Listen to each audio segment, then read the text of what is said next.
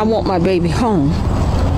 And I'm asking in the name of Jesus, and I stand on my faith that he's going to bring her home. What started as a normal school day ended with 13-year-old Nazia Harris disappearing just minutes after getting off her school bus. At first, her disappearance wasn't taken seriously, but as time passed, troubling details began to reveal a far more disturbing story than anyone could have imagined. Nazia Harris was a 13-year-old seventh grader in Detroit, raised by her grandmother, Annette, after her parents struggled to care for her. On January 9th, 2024, the day began just like any other day for Nazia. After school, Nazia got off her bus near her usual stop, but instead of heading home like she always did, she vanished. Her family expected her to arrive as she always did, but as the hours passed and she didn't show up, concern grew. The report was taken by a school police officer named Derek Wolf, who, after speaking to Annette, followed up with students at Nazia's school to see if any of the other students knew where she was. He spoke to students and searched the area, but no one had seen where she went.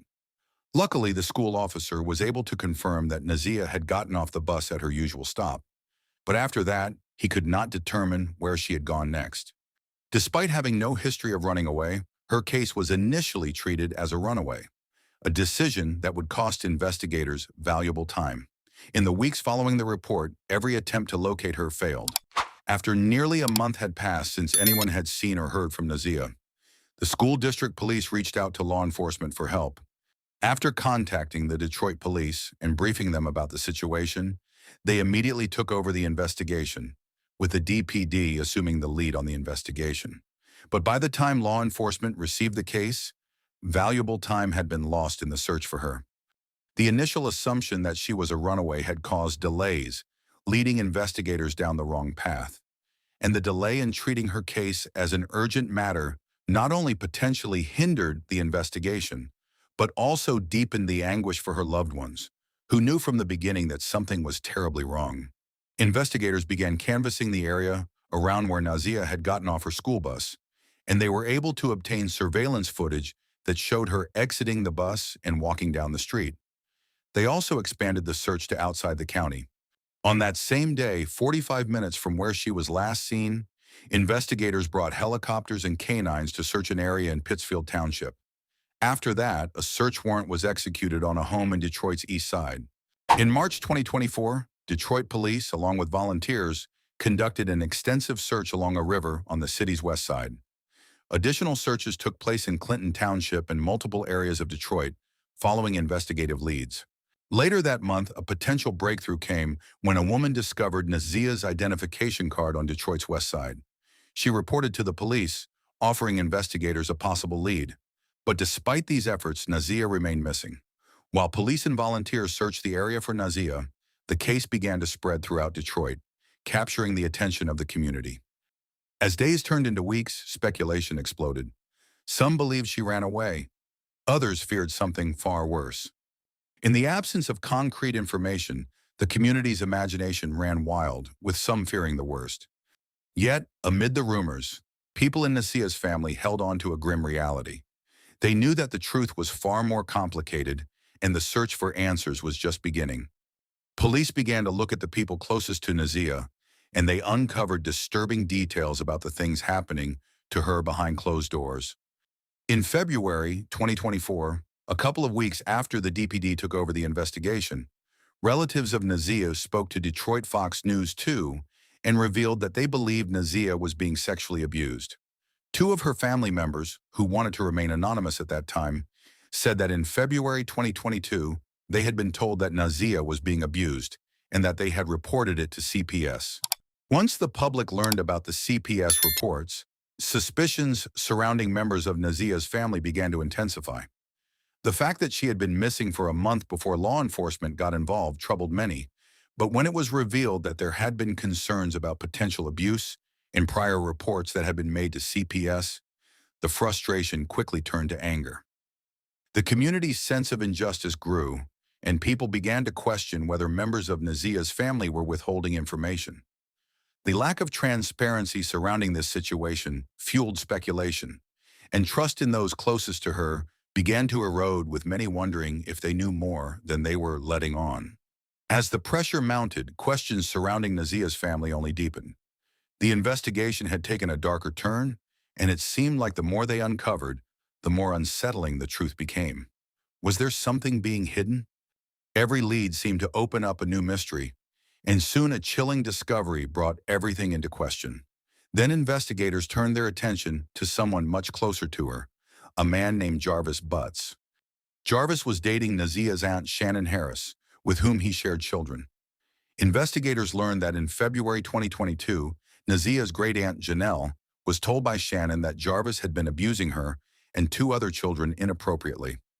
Now, Janelle said that she immediately became concerned after talking to her niece, because she knew Jarvis was on the sexual offender registry after he served 8 years in prison for third-degree criminal sexual conduct.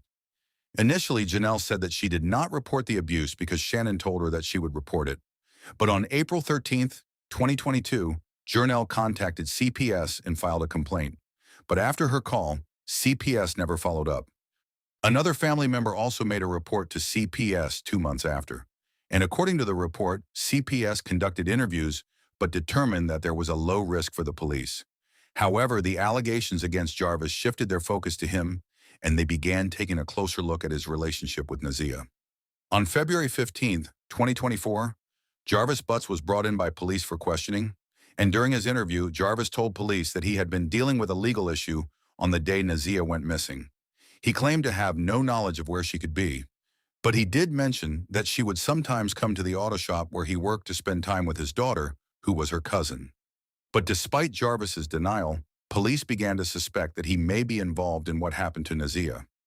As the search for her continued, law enforcement began to focus more on Jarvis. Now, while he claimed to have no knowledge of what happened to Nazia, the accusations made by two family members regarding his inappropriate behavior towards her, along with the fact that he was listed on the sex offender registry, raised serious questions. This, combined with the emerging evidence, was enough to place him at the top of the suspect list. We suspected him from the beginning, considering his background and things like that that we've heard about him. Once detectives began to focus on Jarvis, they began to uncover disturbing evidence about his relationship with Nazia, and they quickly learned that there was something disturbing going on when they turned to Jarvis's phone and internet search history to try to determine what had been happening. In the days leading up to the disappearance, they discovered that on the day Nazia was last seen, on January 9th, 2024, a text was sent from her to Jarvis using a school district-issued tablet. The text read, "Don't forget to be here before 3. I will let you know when I'm leaving the school. If you're not here, I will wait." After that, she texted, "Send okay if you see the message so I can delete your number." And Jarvis replied, "Okay." After discovering those messages, they contradicted what Jarvis had told police in February because he claimed that he had not seen Nazia since late December. He also said he didn't know the last time he had spoken to her, and when asked if he was supposed to meet her on January 9th, he said not at all. He was also asked why Nazia would have his number saved and why she would be texting him. He said he didn't know, but once detectives discovered that he lied, he became their prime suspect. They used his phone to track his location the day Nazia was last seen and discovered that the phone traveled from Detroit, near where his auto shop was, to Ypsilanti around 4 p.m. on the 9th. After speaking to Jarvis's sister, she told them that she saw her brother with a little girl at his shop on the 9th. She asked him who the girl was, and he told her that it was his girlfriend's niece.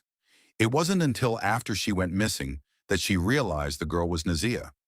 Another woman told detectives that Jarvis and his business partner Cordell, who was the father of her child, came there to work on her mother's car. The witness told police that Jarvis introduced Nazia as his niece, and she said that she didn't speak much, but she didn't see anything unusual going on. After leaving Ypsilanti, the phone traveled back to Detroit to the auto shop. And then that evening, Jarvis checked into the Park Crest Motel. The next day, he checked out at around 12:30 p.m., and his phone then traveled to the River Rouge area of Detroit. Investigators began searching the area where Jarvis had traveled, and when they searched the area near 7 Mile and Burke Road, they made a shocking discovery in a wooded area. They found several pieces of clothing that matched the clothing Nazia had last been seen wearing. The items included a pair of red and black and white Nike sneakers, a pink jumpsuit, a hoodie, some gloves, and a dirty towel. The evidence was collected and DNA was taken from the item found.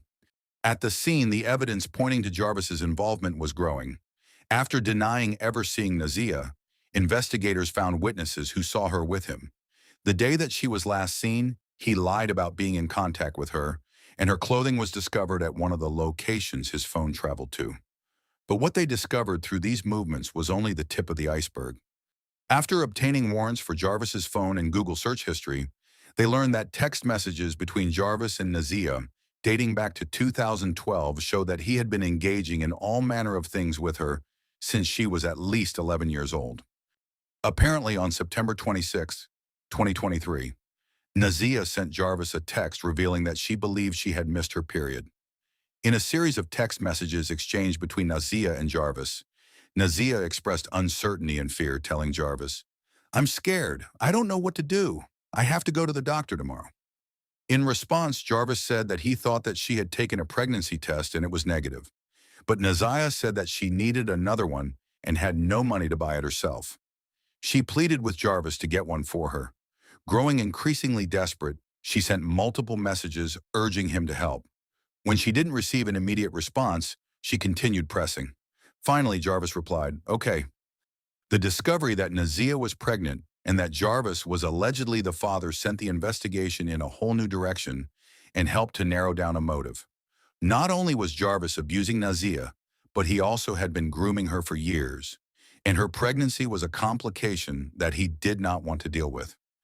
If the truth came out, it would destroy everything, and investigators believe that's when he made his decision.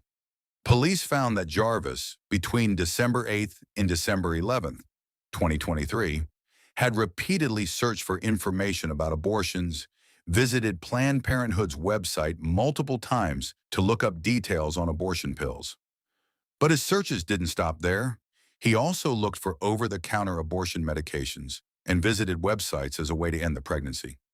There were also searches about drinking red antifreeze. And once the text messages were found, investigators working the case believed that Jarvis was the person responsible for Nazia's disappearance. On September 26, 2024, Jarvis was charged with first-degree murder, child sex, and active second-degree criminal sexual conduct. After reviewing the testimonies and forensic evidence, Judge Saab determined that there was enough probable cause to proceed with the case, and he was officially bound over for trial.